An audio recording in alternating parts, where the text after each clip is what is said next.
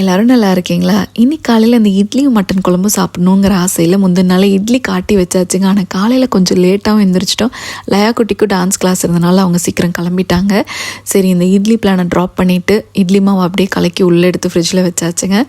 அப்புறம் இந்த பிரியாணி பாட் பற்றி கொஞ்சம் பேர் கேட்டிருந்தீங்க. நான் முன்னாடியே சொல்லியிருக்கிறேங்க, இது வந்து கேஸ்ட் அயர்ன்லானது தான், இண்டக்ஷன் பேஸ் தான்.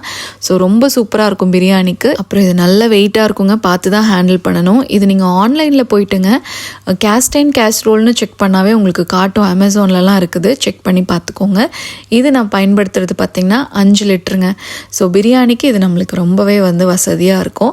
இது வந்து நீங்கள் ஃபஸ்ட்டு சமைச்சிட்டு அதுக்கப்புறம் வந்து கீழே ஒரு தோசை தவா வச்சு அது மேலே தூக்கி தம் போட்டிங்கன்னா சூப்பராக பிரியாணி ரெடி ஆகிடுங்க.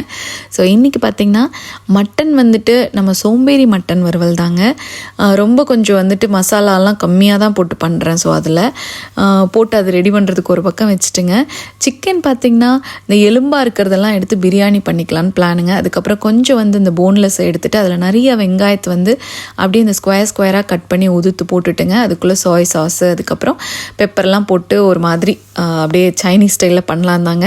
இந்த சாய் சாஸ் பயன்படுத்துனீங்கன்னா உப்பு நீங்கள் பயன்படுத்தாதீங்க, ஏன்னா சாய் சாஸில் ஆல்ரெடி உப்பு இருக்குங்க. ஸோ சாய் சாஸ் எதுக்காவது யூஸ் பண்ணிங்கன்னா இது ஞாபகம் வச்சுட்டு பயன்படுத்துங்க. ஏன்னா நம்ம 2 தடவை உப்பு போட்டதுக்கு சமமாயிடும் சாய் சாஸ் போட்டு உப்பு போட்டிங்கன்னா.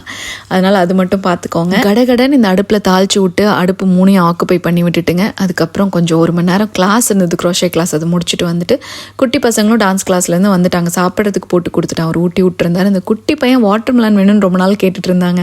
சரி, வந்து முந்தானேத்து கடைக்கு போனப்போ அங்கே பார்த்தேன்ட்டு அதை வாங்கிட்டு வந்திருந்தேன். அதையும் அவனுக்கு கட் பண்ணி போட்டு ரெடியாக வச்சாச்சு. ஃபைனலி நான் சாப்பிட்றதுக்காக கொஞ்சமாக சிக்கன் பிரியாணி, அந்த சாய் சாஸ் போட்ட சிக்கன் மட்டன் வறுவல்லாம் போட்டு சாப்பிட்றதுக்கு ரெடி ஆயாச்சுங்க.